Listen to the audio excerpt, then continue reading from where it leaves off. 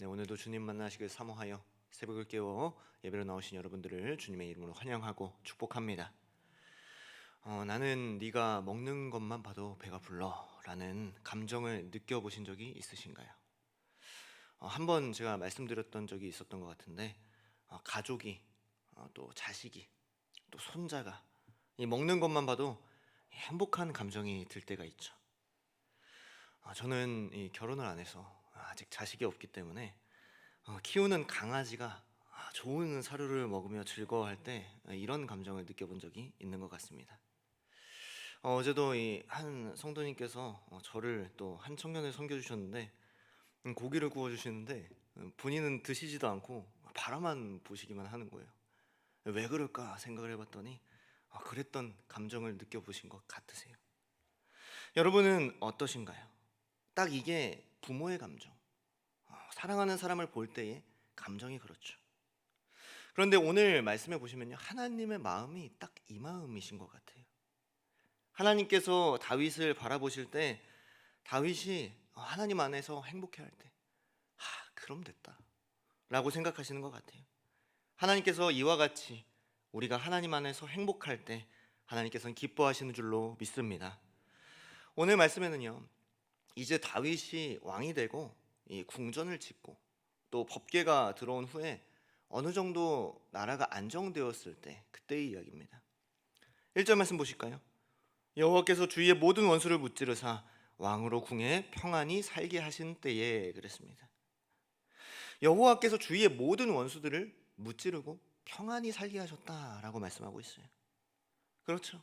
다윗이 왕위에 오른 것, 또 안정될 수 있는 것, 평안할 수 있는 것, 이 모든 것이 이 다윗의 힘이 아니라 주님의 은혜인 거죠. 오늘 우리도 지금까지 지내온 것, 또 우리가 이 자리에 있을 수 있는 것, 또 우리 가정이 주님을 안다는 것, 그 모든 것이 주님의 은혜인 거죠. 그러한 상황 가운데서 다윗이 어떠한 생각을 하는가? 2절 말씀 보실까요? 왕이 선지자 나단에게 이르되 볼지어다 나는 백향목 궁에 살거든 하나님의 괴는 휘장 가운데 있도다. 여러분, 다윗이 이야기를 하는 거죠. 나는 이 신축 백향목 궁, 최고급 자재로 만든 집에 살고 있지만 하나님께서는 장막, 어떻게 보면 텐트에 살고 있다라고 이야기를 하는 거죠. 우여곡절을 다 겪고 이 피바람이 다 지나간 후에 안정이 되고 돌아보니 하나님을 이 초라한 장막에 있는 거죠. 성전을 짓고 싶어 하는 거예요. 여러분, 이 다윗의 마음이 어떻습니까? 참 아름답지 않습니까? 여러분, 왕이 되었다면, 자신의 소원을 이뤘다면, 등 따숩고 배부르면 하나님을 떠나기가 마련인데, 이후에도 하나님을 계속해서 생각하고 하나님께 무언가를 해드리고 싶어요. 여러분, 많은 사람들이 그렇지 않습니까? 이 달라고 간구하다가 이 어느 정도 물질이 풍요로워지고 이 가정이 안정이 되고 건강하고 아무런 어려움이 없다면, 형통하다면 하나님을 떠나는 사람들이 이 사역을 하다 보면 그렇게 많습니다. 그래서 하나님께서는 아무에게나 이 많은 물질을 허락하지 않으시는 것 같아요. 이 대부분에게 딱 먹고 살 만큼만, 다시금 하나님께 나와서 구할 만큼 주시는 것 같아요. 뭐 더 주셨으면은 그럴 능력이 있는 거겠죠. 그런데 다윗은 이제 다 이뤘어도요, 그렇지 않았어요. 끝까지 하나님을 생각하고 하나님의 집을 지어드리려는 거죠. 그러나 하나님께서는 어떻게 말씀하실까요? 6절부터 7절까지 말씀입니다. 내가 이스라엘 자손을 애굽에서 인도하여 내던 날부터 오늘까지 집에 살지 아니하고 장막과 성막 안에서 다녔나니 이스라엘 자손과 더불어 다니는 모든 곳에서 내가 내 백성 이스라엘을 먹이라고 명령한 이스라엘 어느 지파들 가운데 하나에게 내가 말하기를 너희가 어찌하여 나를 위하여 백향목집을 건축하지 아니하였느냐고 말하였느냐라고 말씀하시죠.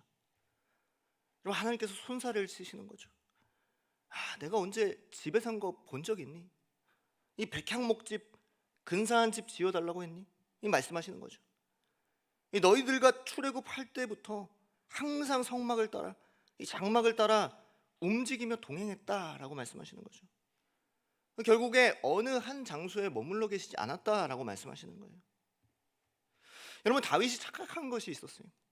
첫 번째는 하나님은 어느 건물에 계시는 게 아니라는 거예요. 이 법궤 안에 갇혀서 어느 한 장소에만 머물러 계시는 분이 아니시라는 거죠. 오늘날 많은 그리스도인들도 착각하는 부분이 있죠. 이 큰 건물, 근사한 건물, 이 아름다운 건물, 이 교회라고 불려지는 건물 안에만 하나님이 계시다고 생각하는 거예요. 그래서 교회의 건물의 의미를 두고 그곳에서만 예배하고 그곳에서만 하나님을 예배할 수 있다고 생각하는 거예요. 그러나 하나님은 무소부재하시고 우리가 언제나 어디서나 어디를 갈 때마다 우리가 이동하는 곳마다 함께 하시고 동행하시는 줄로 믿습니다. 그래서 우리가 삶에서 하나님을 만나야 돼요. 여러분, 두 번째 다윗이 착각한 것은요, 이 성전을 건축함으로써 하나님께 영광 올려드리고 하나님을 기쁘시게 해드릴 수 있다고 생각한 것 같아요.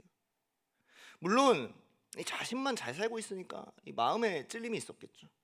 그런데 이 성전을 근사하게 짓는다면 내가 하나님을 기쁘시게 해드렸다, 내가 하나님께 영광 올려드렸다, 그랬겠죠. 내 욕심으로, 내 생각으로, 내 뜻대로 하나님이 원하시든지 원하시지 않든지 알 수 없지만 내가 드렸으니 그게 내 의가 되고 내 공적이 되는 거죠. 그리고 그것을 나의 믿음이라고 생각하는 거예요. 하나님의 뜻과는 상관없이 내 열심으로 이만큼 봉사했어요, 내가 이만큼 봉헌했어요, 이만큼 시간 들였어요, 이게 내 의가 될 수 있는 거죠. 여러분, 하나님은요, 이 다윗으로 하여금 성전을 짓지 못하시게 하셨어요. 그때 다윗은요, 고집이 아니라 순종하며 나아갑니다. 오늘 우리도 우리의 열심으로, 우리의 의로 신앙생활하는 것이 아니라, 우리의 뜻과 생각으로 신앙생활하는 것이 아니라 하나님의 뜻을 구하며 하나님의 말씀에 순종할 수 있는 모두가 되시기를 주님의 이름으로 소망합니다. 여러분, 하나님께서는요, 그냥 마음만 받으신 것 같아요. 내가 네 마음만 받을게, 너의 나를 향한 마음은 잘 알겠다 하시는 것 같아요. 그리고 하나님께서 어떻게 하실까요? 9절 말씀입니다. 네가 가는 모든 곳에서 내가 너와 함께 있어 네 모든 원수를 네 앞에서 멸하였은즉 땅에서 위대한 자들의 이름같이 네 이름을 위대하게 만들어주리라 말씀하고 계십니다. 여러분, 다윗이 하나님께 뭔가를 드리려고 했어요. 그런데 오히려 하나님께서 다윗에게 뭔가를 주시고 은혜를 베풀어 주신다는 거죠. 다윗의 원수를 멸하시고 다윗의 이름을 높이시겠다는 거예요. 우리 11절 말씀 다 같이 읽어보겠습니다. 시작. 전에 내가 사사에게 명령하여 내 백성 이스라엘을 다스리던 때와 같지 아니하게 하고 너를 모든 원수에게서 벗어나 편히 쉬게 하리라. 여호와가 또 내게 이르노니 여호와가 너를 위하여 집을 짓고 그랬습니다. 여러분, 다윗은 하나님의 집을 지어드리려고 했어요. 그렇지만 오히려 하나님께서 다윗의 집을 짓고 또 평안하고 안식하게 하고 쉬게 하리라 말씀하세요. 여러분, 12절 13절 말씀도 함께 읽어보겠습니다. 시작. 내 수완이 차서 내 조상들과 함께 누울 때에 내가 내 몸에서 날 내 씨를 내 뒤에 세워 그의 나라를 견고하게 하리라. 그는 내 이름을 위하여 그의 왕위를 영원히 견고하게 하리라 그랬습니다. 여러분, 12절 말씀을 보시면요, 이 다윗은요, 이 자기 생각으로 또 자기 능력으로 자기가 왕이 됐으니까 이 성전을 지을 수 있다고 생각한 것 같아요. 그러나 하나님께서는 말씀하세요. 네 씨, 즉 네 자손이 나라를 견고하게 하고 그가 내 집을 건축할 것이다 라고 말씀하고 있죠.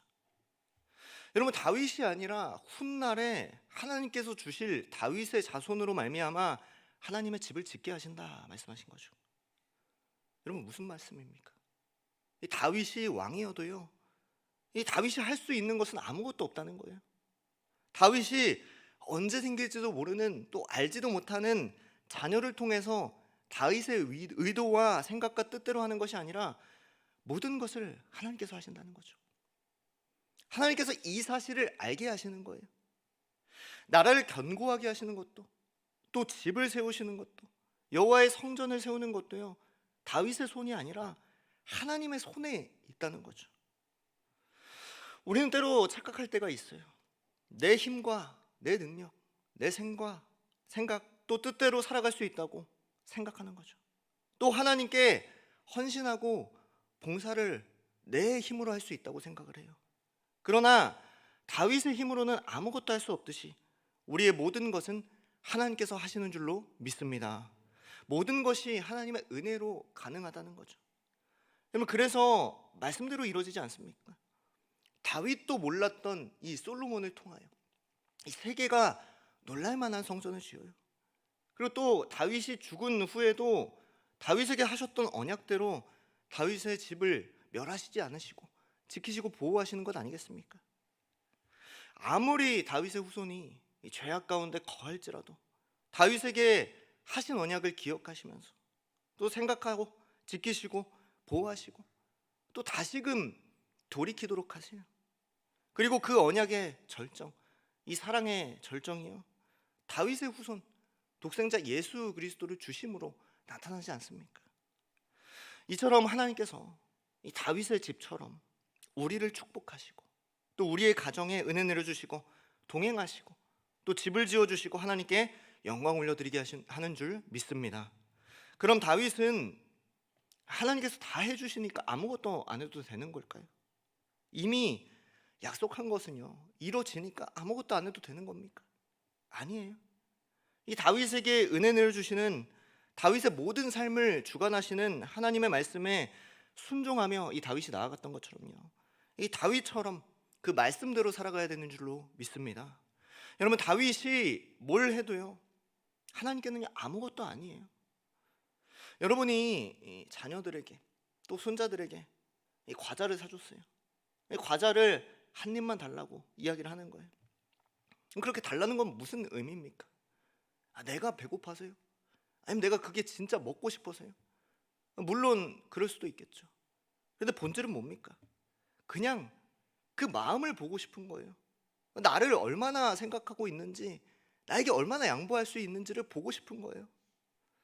여러분, 손자가, 자녀가 과자 한 입 안 준다고 해도요, 사랑하시잖아요. 애끼 이놈, 네가 그럼 그렇지, 그렇게 이야기를 할지언정 변하지 않잖아요. 그럼에도 불구하고 먹이시고 재우시고 입히시고 자라게 하시잖아요. 안 준다고 해서 사랑이 변하진 않아요. 물론 더 주면요, 귀엽고 더 예쁘고 더 사랑스럽겠죠. 그럼 하나님께서도 마찬가지예요. 우리가 아무리 하나님을 섬겨도 하나님께 그건 아무것도 아니에요. 그러지 않아도 다윗에게 하신 것처럼요, 우리에게 모든 것을 주시고 우리로 하여금 하나님께 영광 올려드릴 수 있게 하세요. 그런데 하나님께서는요, 이건 보시는 것 같아요. 하나님을 향한 이 마음은 보시는 것 같아요. 마음은 받으시는 것 같아요. 오늘 이 새벽에 하나님을 향한 우리의 마음은 어떻습니까? 하나님께 드리고 섬기고 하나님의 말씀에 순종할 마음이 있으십니까? 우리의 마음을 돌아보며 하나님께 우리의 전심을 드릴 수 있는 우리 모두가 되시기를 주님의 이름으로 소망합니다. 그리하여 하나님께서 값없이 주시는 은혜와 축복을 기쁨으로 누릴 수 있는 저와 여러분들 모든 성도님들 다 될 수 있기를 주님의 이름으로 축복하고 소망합니다. 아멘.